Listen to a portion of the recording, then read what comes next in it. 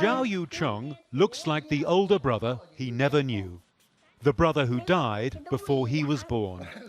His sister, Zhao Yuwen, had been adopted a year earlier, before her mother thought she'd ever get pregnant again. Their father says life is better now. When the quake happened, we lost our house, but now we have a place to live. At that time, there were only 2 people, my wife and I, but now we are 4. Al Jazeera first met Zhao Xinghua 6 days after the earthquake. He was sifting through the debris of his home after burying his son Zhao Yi a day earlier. He and his wife, Chen Jinlian, were retrieving precious memories. The earthquake struck at 2:28 in the afternoon when his son was at school, like so many other children who perished. His child had been taking an English lesson. After Zhao got there, he heard a familiar voice calling out, but there was no equipment to move the rubble trapping his son.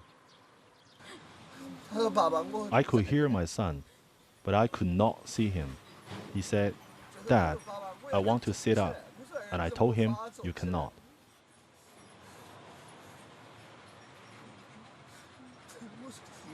That was 2 p.m., but by 6 p.m., I cannot hear him anymore. This was a natural disaster, but one also exacerbated by man. Evidence emerged that many schools had been built with substandard materials. Yingshou was the epicenter of the quake, but the town has been completely rebuilt, except in one part, where the rubble of the school has been preserved to form part of an official memorial site. In the weeks and months following the earthquake, many parents who lost children called on the government to begin an inquiry into why so many schools collapsed.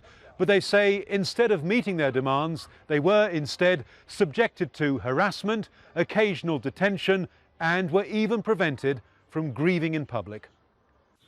Zhao says if his son had lived, he'd now be 21 and probably at university. Of course, I miss him. No matter what happens, I cannot forget him. He says his children know they have a big brother, but they also know they'll never meet him. Adrian Brown, Al Jazeera in Sichuan province, southwest China.